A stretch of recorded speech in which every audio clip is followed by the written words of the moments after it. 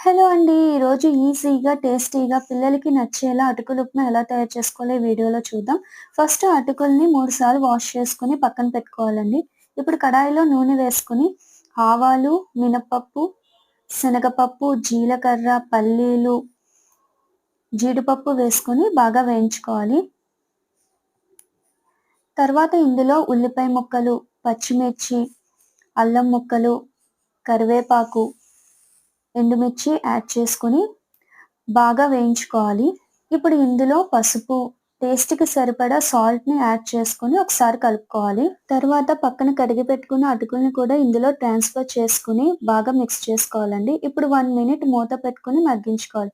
ఇప్పుడు stove off చేసుకొని ఫైనల్‌గా నిమ్మరసం చల్లుకొని కొత్తిమీర చల్లుకుంటే మార్నింగ్ బ్రేక్‌ఫాస్ట్‌కి, ఈవినింగ్ స్నాక్‌కి ఈజీగా అండ్ క్విక్‌గా ప్రిపేర్ చేసుకోవచ్చు. ఒకసారి ట్రై చేసి చూడండి. బాయ్.